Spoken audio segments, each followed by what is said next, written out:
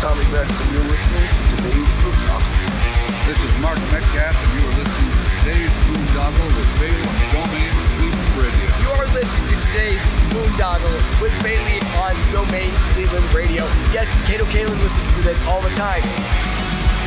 Welcome to today's Boondoggle. Now, here's your host.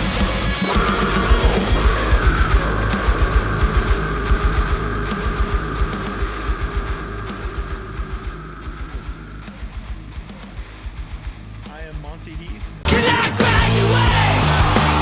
You're not popular! I'm gonna give you 100%. Been crawling in the dark, looking for the answer. What's going on, everybody? It's Bill Bailey with today's Boondoggle, and we're going to be learning some new mixed martial arts moves with Elton from the Ninja Kitties. What's going on, man? How you doing? Hey, what's up, Bill? Doing good. Nice. So I'm excited to get into hearing more about the Ninja Kitties, but first I like to ask my guests, like when you were little Elton, do you remember what you originally wanted to be when you grew up? Yeah, that's a cool question. Like when we were in elementary school, we would do show and tell or share what we wanted to do when we grew up, right? I can't remember the kinds of things that I looked up to doing, I don't think I put a lot of thought into it. And somewhere along the way, in school, I found an interest to doing something in philosophy. So I went that route. But when I was little, I never would have guessed that. And, I was looking at things like movies, Star Wars, shit like that. My brother and I were beating each other up with fake swords. Like we probably thought we were going to be something like an action star and just beat each other up or something stupid. Grow up to be Jedis, huh? You know what I mean? Yeah, it's like that's probably what we were thinking about when we were kids. Yeah. Yeah, I mean, that's what I originally wanted to do too, but I still have yet to move things with my mind. Yeah, right. But philosophy, obviously you still got a love for that. I mean, I think with the book collection you got going on, right? Yeah, right. Exactly. Yeah. Nice. And when was it like that, like music caught your ear, and what was like some of your earliest memories of hearing it in your home? Yeah, that's awesome. So our old man has a lot to do with how we think, in our growing up, right? Becoming the man we expect, I think we see ourselves becoming, because we carry a lot of his traits over growing up because he sets kind of like the role model for us, right? Your old man's kind of, because he's so much bigger than you when we're little. And, he does everything you want to be able to do when you get older, So he would listen to bands like the Beatles and Bob Seger, stuff like that in the garage, in the man cave. And so all the time that my brother and I spent with him, his music ebbed into us and just became our music in virtue of the fact that we were with him listening to what he was listening to. You know what I mean? So I learned to love the bands that my old man loved because he was watching us, raising us, right? Yeah. So he would share beers with us when we were little. You're not supposed to, but when you're little, you want to do everything Dad does. We're like, hey, give us some of that. And he's got these two little kids with him. And he's like, there you go. All right. He was one of those guys. He didn't get us drunk, but it was fun. It probably tasted like shit. And we were like, oh, but he that's how he was. He had us with him for everything he did. So a lot of his likes, dislikes just spilled right over naturally into me. And I picked him up without probably even thinking about it, So now my favorite bands include acts like the Beatles, even though they're an older band. I play a lot of different types of music. I play a lot of instruments. I record a lot. I've recorded about 5 albums. So, but that band has always had a big influence on my songwriting, the way I think compositionally, right? I can sing like George Harrison, like when you're learning to sing, you could look at that band because all the members sang in their albums. John, Paul, George, and even Ringo. He would usually have one song at least on an album. So you could kind of find where you sing by looking at how those 4 cats related to each other.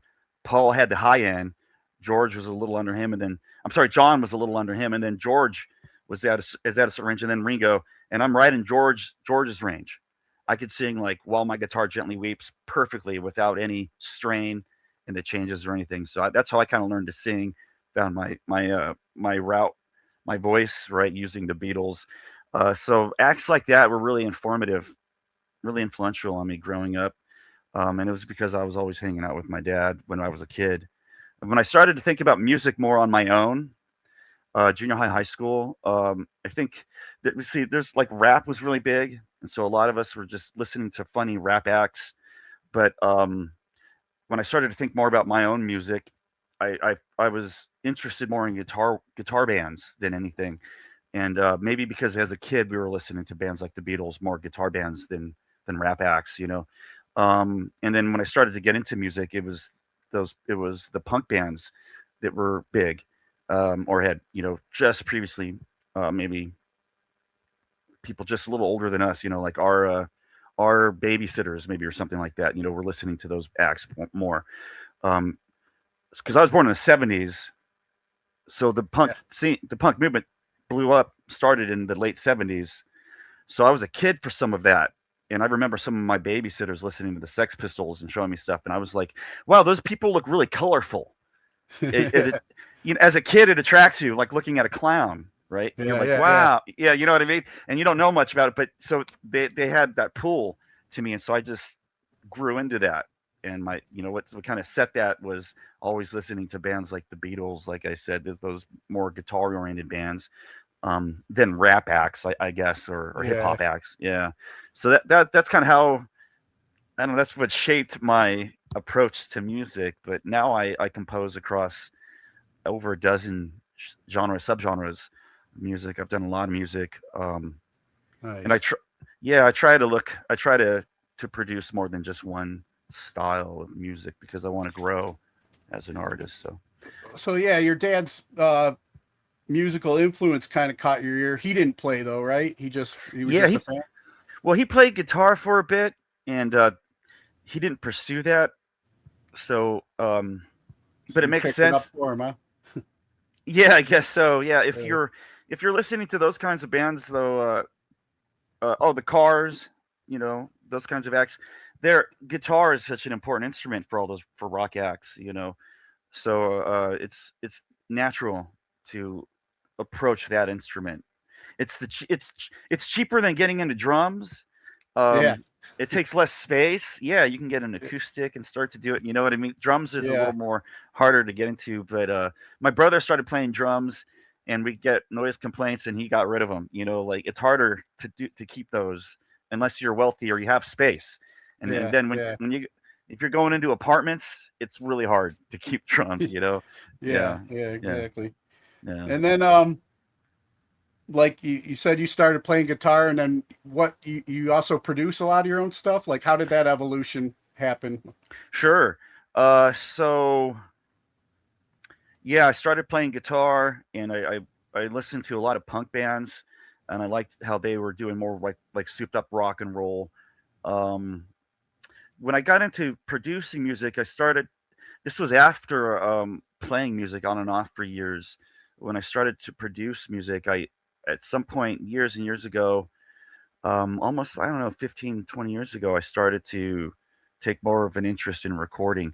I had started recording early on using like tape players and really cheap means to record to help with composing, really. But as far as professional recording, that came about 15 or so years ago.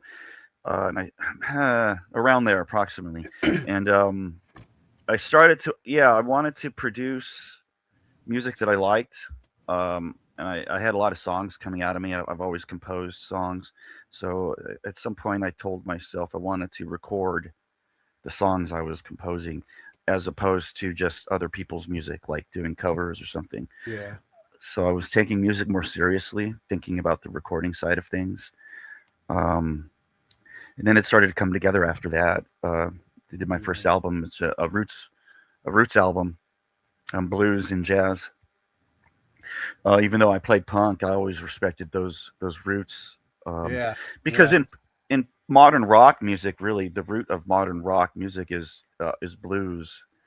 And rock really, what did was it Muddy Waters said, blues had a baby and they named it rock and roll, right? That was like his Hard Again, this song from he did Johnny Winters had produced.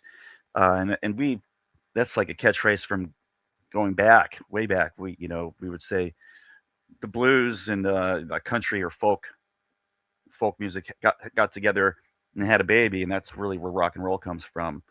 If you look at the history of music, we're bringing, because there was segregation in our country's past. People were producing music, but they weren't sharing it. Right? You had white music and colored music, even though they were doing the same kind of thing in the same areas. They just wouldn't share, and eventually we started to overcome those barriers, those class barriers. And so rock music puts things together, and I'm still doing that today with fusions. You know what I mean? That's what I did with Ninja Kitties, combining punk. Yeah. Now, when not, you not started, to jump ahead, but no, we're almost there. no, that's cool. Yeah. But like when you started like playing out, what was the music scene like in your area where you grew up? Okay. Yeah. Well, so there, in Upland, California, there are local acts that play a lot of different styles of music. You can find punk bands, you can find roots acts. So, because it's SoCal, you can find bands for virtually everything, and so you can kind of get plugged in, and just play different venues. You get plugged into different scenes depending on what you're doing. You get to know different acts and people depending on what you're doing. So when I started really playing out, I was doing more a roots act. And so we were doing things like blues festivals and, like for the city, things like that, playing for like blocks of people, for festivals, that kind of thing. Not really doing like the small pub, like rock sound. We would do things though, like we would mix it up, do roots and rock, more modern rock stuff at bars, just because it's easy to play bars and fun. But I would also play like standards from the Great American Songbook, right, from Broadway. And so if you're at a bar, a lot of people don't listen to that stuff today, so you can share some cool stuff, but you'll probably surprise people. You'll need to focus more on rock stuff. People just won't receive it as well. Initially they might, but eventually they'll just get lost with it if that's all you do. Because we don't listen to that stuff. It's not popular anymore, listening to Rogers and Hammerstein or Drum Kern or Gershwin. Like, we're not listening to them really anymore unless you're a music major or student or something like that. And people who are going to the bars, we're listening to Black Sabbath, and we're not really listening to that. So I would mix it up a bit for shows, but I was focusing more on root stuff, because I'd already did a lot with punk, but I didn't play out with punk a lot. But I had already did a lot with punk initially for several years, and hard rock, right, stuff like that, guitar, drum driven acts, and I just wanted to do something different. And it's kind of like, just by virtue of where I was at the time when I started to record and play out, I really wanted to focus on grounding my own roots. And so from there I've continued on, though. This was, like I said, many, many years ago now. And I wanted to build on that. So my own recording, my own catalog starts with roots music, early popular American genres, right? Blues, jazz, New Orleans, R&B, as you would call it, but we would later come really to call rock and roll. And then I knew I was going to progress and do more modern recordings, more modern genres, and record those. Classic rock, psychedelic rock, get into hard rock, and then punk. So my own catalog, it kind of takes you on a journey of popular American genres, right down to Ninja Kitties. If you take the time to listen to it, and I guess you really have to be into music to do that. That's like 5 albums. You know what I mean? Most people won't do that, but yeah. Well, let's talk about Ninja Kitties. Like what birthed the Ninja Kitties and like what inspired the name. Sure. Uh, so uh, so I was working on some punk acts with some friends of mine years and years and years ago. They went on to do acts like Slick Shoes and Guttermouth, and they did bands with people from like Finch. So there were a lot of people. There were bands that friends of mine were working with or knew that were already signed or touring or whatever. So I was already plugged into doing punk with people because they were already plugged in doing punk, right? I had friends that were playing with like Blink before they were Blink 182 or Pennywise, those kinds of bands. So there was like a resurgence with punk, and I knew a lot of the cats from my neighborhood in my town that were getting into that or that were into that, right? GLF, these other local acts. So I had that in the background, and I've been working on punk songs for years. Like as a composer or as an artist, sometimes inspiration hits you and you just go with it, and you try to. So sometimes I would just work on songs and then leave them because I couldn't think of how to finish them. I needed more time with them, and you're not really on a time limit unless maybe you reach up against a deadline on a recording. But if you're just composing and you're not on a contract for meeting a deadline or something, you could just spend time with music however long, come back to something years later or something. So I just spent a long time developing some of the punk music, some of the songs that you hear with the Ninja Kitties LP. And what I did was I was in a band that we were doing uh more roots music and classic rock oriented music, and I knew I had these punk songs that I wanted to record. Um, and so I asked bandmates if they would help me record an album because I had a lot of good songs I thought were good that I had been developing, and they were going to be lost to time if I didn't record them. We would never know about them, right? So they Yeah. said, yeah, yeah, they'll help me record, sure. So I did a lot of recordings, and I worked on a lot of songs that go back. Some go back 20 years, some go back 5, 10 years, right? From a kind of stretch of time, and I collected the best of the old school and then the new school punk sounds that I had listened to, uh, bands from the 70s and then bands from the 90s and 2000s.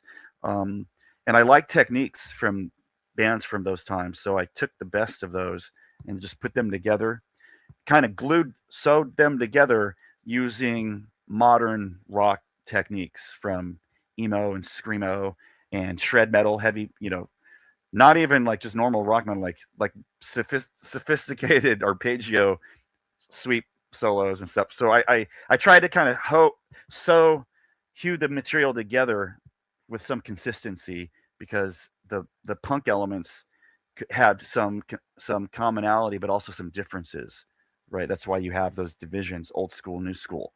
All right, okay, that just is what it is. But I liked the techniques from both, and I thought we could put them together. So I tried to do that, I put some seasoning on it to try to make it more more enjoyable. You would listen to like Hmm. one single experience. But that's really what the Ninja Kitties album does. It draws the best of the punk music that I developed over the last several decades and updates it, and presents it in a way I think it's modernized. Yeah, I want to ask you about some of the songs from Yeah. the LP. Like one that really caught my ear that I got into was "Promise Ring." Uh, Yeah. Okay. There's the record. You can pick it up. nice, nice. Like, tell me about talk about that song. Yeah. So there is the way that the guitar works in that song.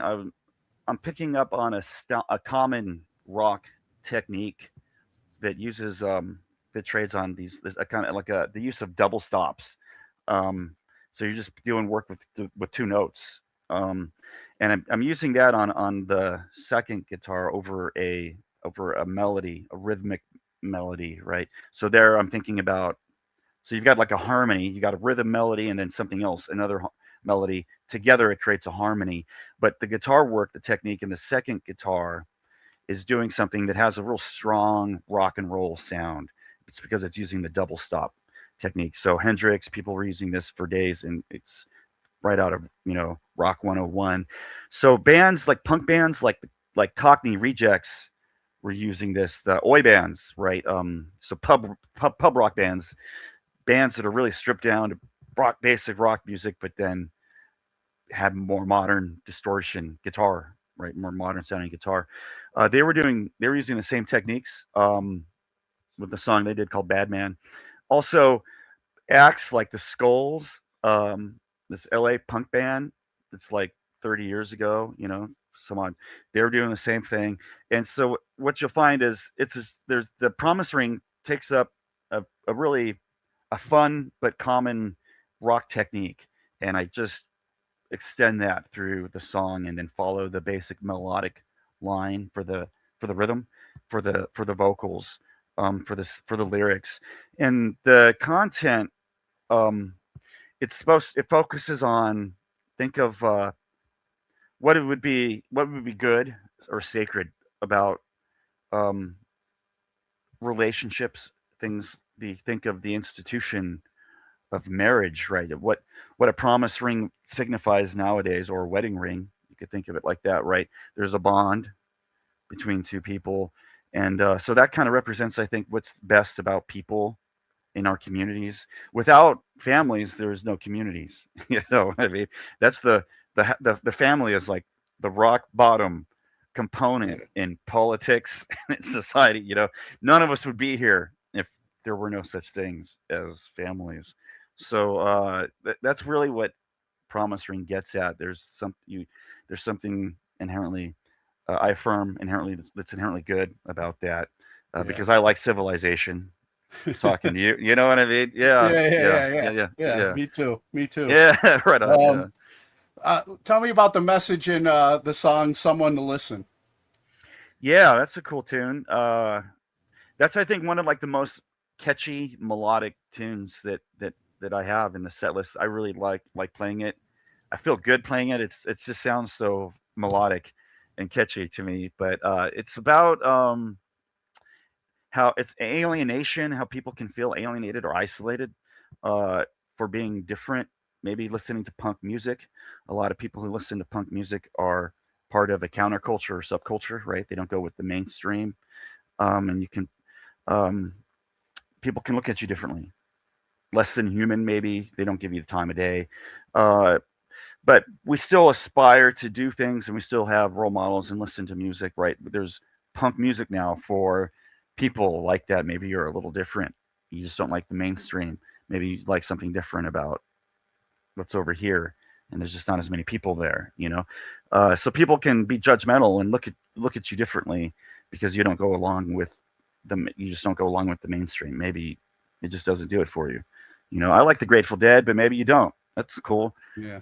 So in Someone to Listen, I basically envision like fans and people like that who are into things, culture, like fashion or music, that isn't mainstream, and so you can kind of miss sight of them if that's what you're looking at. You're just seeing more a general picture, and so in Someone to Listen, I'm saying I hear you. I'm not looking past you because you're different, and the music can represent people like that. That's what the punk bands are doing. They're representing this subculture or a countercultural movement, which is going to be, by definition, smaller than the general culture, or else it would just be mainstream. You wouldn't need it, So we're kind of representing there, people who maybe look up to bands who want to be in a band, but they don't have the skills to do it. We'll do it for you. We represent you. You can, and we're no different than you. I'm saying I'm no different from my fans. That's what's good about punk music. It's like fans getting together and making music. Yeah. And then tell me about Supergirl. Okay, Supergirl's a fun song. It's like basically imagine a couple of adolescents. Supergirl, the movie just came out, and the actress she's supposed to be like kind of younger, right? I guess like early 20s. I envision like kind of like teenagers, and they're in love, and it's like when you're young and in love, right? And you see everything beautifully. So Supergirl kind of gets at that playful dynamic about human relationships, and valuing things like innovation and originality, people being the kinds of qualities we value for people in subcultures. Again, if you hang out with punks or gothics, whatever, you usually, if you like identify with that scene, then you have something in common with others, and that scene is marked by an intentional. Those scenes, I should say plural, they're marked by an intentional recognition that you're doing something different from the mainstream, and you're intentionally choosing to go into this smaller countercultural movement, for fashion, or for different reasons, for the sake of politics, or whatever. But it has its own music. So Supergirl represents people in that kind of scene, in those scenes where, kind of like with Someone to Listen, where people belong to, like, if in the punk movement. It kind of changed with Green Day, and it got really popular. Now everyone, after that, kind of everyone was into punk, it seemed. But it's not like that really. And punk is a countercultural movement, and it's a youth movement. Initially was a youth movement, and it was always smaller than the mainstream bands playing. So it's really people belonging in to groups like that who come together and still find value in their own relationships, and something. It could be something romantic. It doesn't have to be. It could just be friendship, but that's what that song is getting at too. It's really similar to Someone to Listen. I think it's more playful though, and gives you the idea of a super being. That's why the drums are really fast. I don't use fast drums like that a lot, but that's a style for SoCal melodic punk. Melodic punk from the West Coast, where I'm from in Southern California. Yeah, in Northern California too, but basically from the West Coast. We developed a sound where we just have this really stupid fast drum attack, right? A tempo on the drums. It's like speed metal, right? And it's fun. It's fun when you hear it. Yeah. You listen to the bands that do that. It's a real marvel to do. It's hard. It's super fucking hard. So my producer and I would marvel at how bands could do whole albums like that. We're like, how do those drummers do it? They have to retire. Yeah, they have to retire early, because I work with like death metal drummers who couldn't. Got some good cardio going. Yeah, for sure. That's a hard instrument. So Yeah. But yeah. Now, I think we're kind of probably similar in age. And I remember, like, growing up back in the day, when you really wanted to impress a girl, you'd put together like a little mixtape of like the romance songs that were popular around that time. And I know this one was on one of mine for sure, the original, but curious about, what led you to cover Bryan Adams' Heaven. Oh yeah, good call. Okay. That song probably was on a ton of romantic comp song back in the day. So a lot of the punk bands out here were covering Bryan Adams' Summer of '69 off his Reckless album, and I want local bands, other bands touring. A lot of bands recorded covers of that song, Summer of '69, and I wanted to do something similar, but just not Summer of '69, because everyone and their mom had recorded it. Yeah. So I was listening to the Reckless album for another song that would catch my attention, and Heaven has a music video and it's a really slow love song. And I thought, you know what? I could do that song. I just have to change the tempo, which isn't uncommon with punk covers. We just reinterpret some song and do it faster, or maybe a little more rowdier. something like that. Make it be punkify it or whatever. That's how a punk band would cover a normal song, right? Punk bands have been doing that forever. So I thought about that. Heaven, it's still a Bryan Adams song, you see, so it's kind of like in the same. It comes from the same then artist as Summer of '69. I could put it in the same vein. Then we're taking this Adams material, right?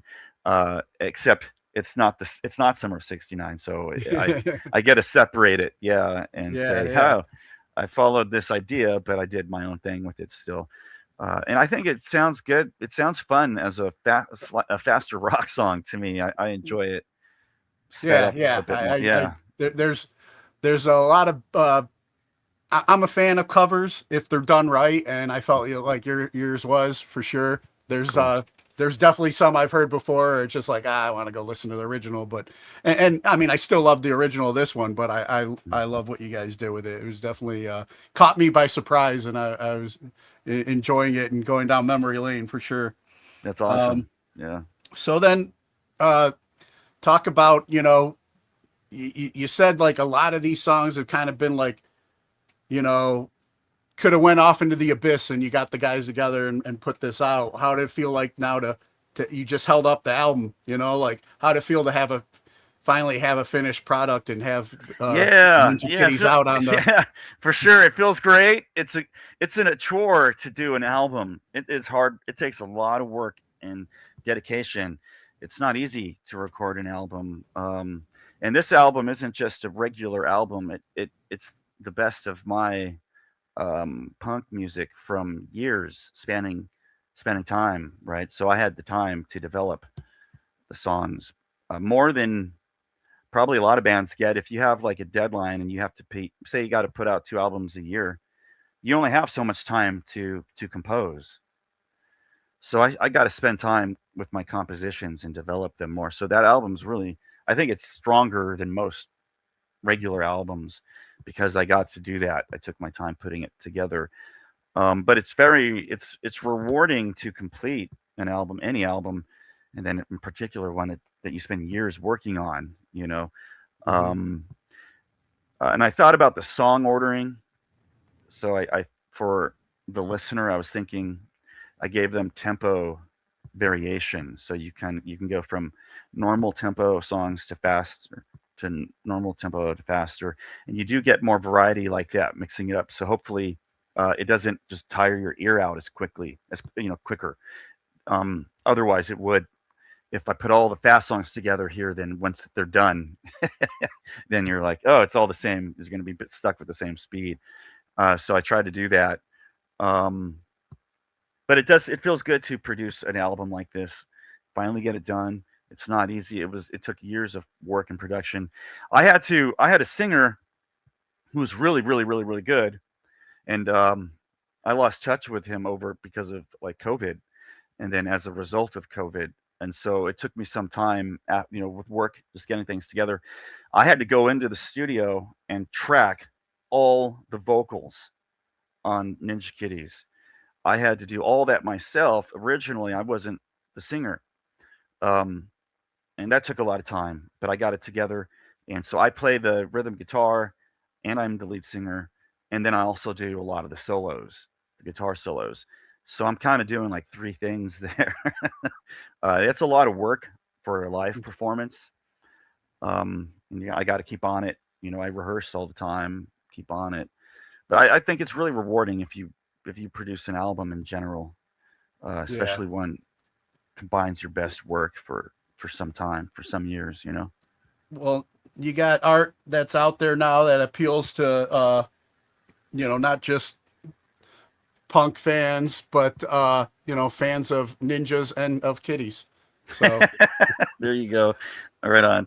We got shirts here. You can see the artwork on the shirt if you nice. really dig the someone was mentioning this the other day. There's all those cat videos out nowadays with cats. Yeah. They're like doing kung fu or blowing stuff up or doing crazy stuff, right? I didn't pick up with that for the name. That was just a coincidence that that's going on. But if you're a big fan of that, My of that my stuff. You know?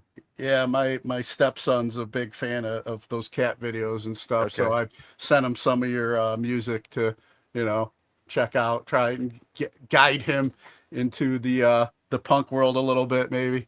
You Oh, that's know, cool. Thank you.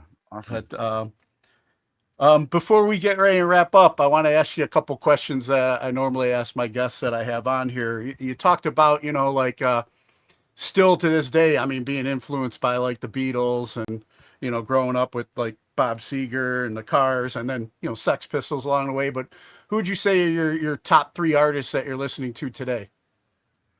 Okay, today, um,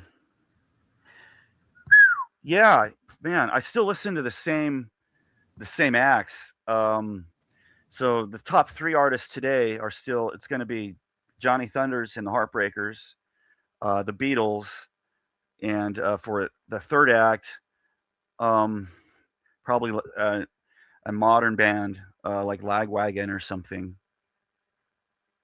Gotcha. And then what class do you feel should be mandatory before graduating high school today? Yeah, definitely. Ethics classes I think should be mandatory, but they're not. I think it'd be really helpful personally, but Yeah, yeah, bring something like that back for sure. yeah, yeah. And then who are three people who've inspired you and you can credit for making you the person you are today? Hmm. Um.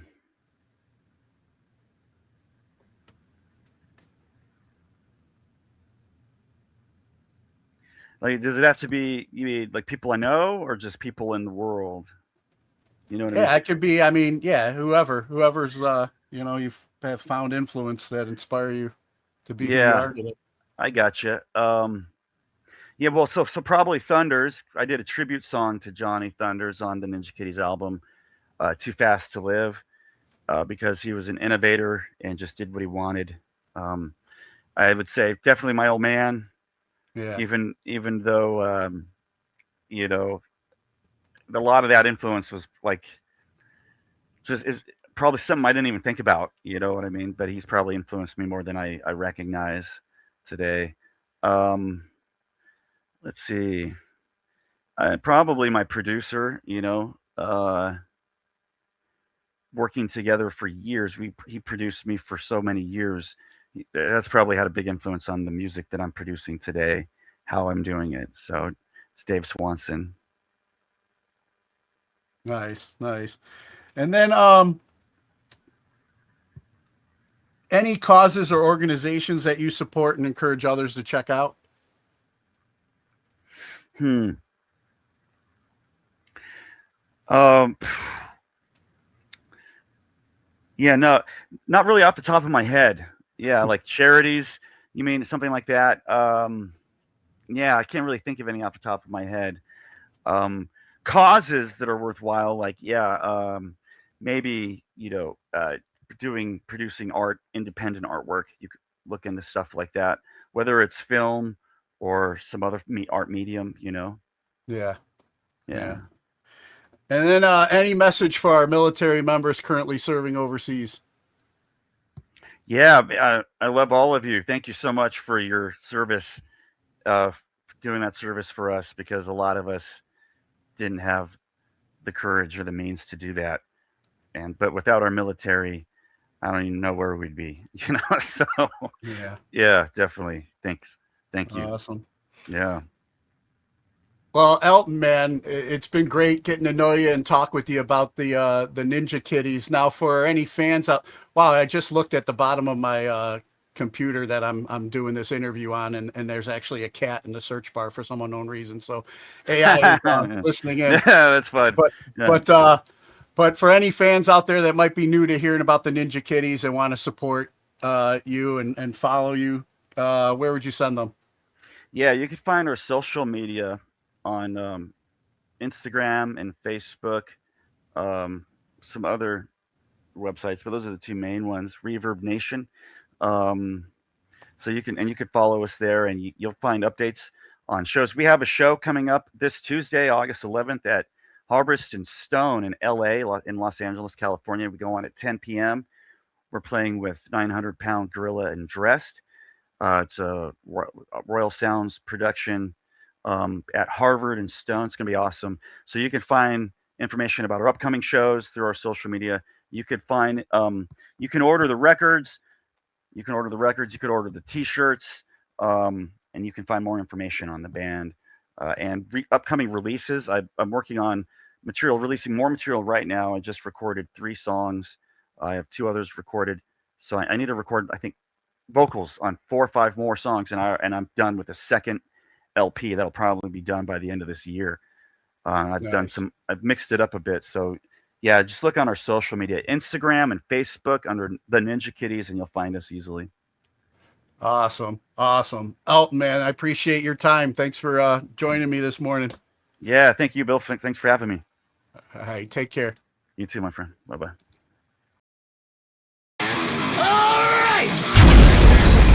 Listen up! Hold on to your seats. Grab your girls, grab your beers. Hey everybody, this is Charlie from Anthrax, and you are listening to today's Boondoggle. This is Mark Metcalf, and you are listening to today's Boondoggle with Bailey on Domain Cleveland Radio. You are listening to today's Boondoggle with Bailey on Domain Cleveland Radio. Yes, Kato Kalin listens to this all the time. Welcome to today's Boondoggle. Now here's your host.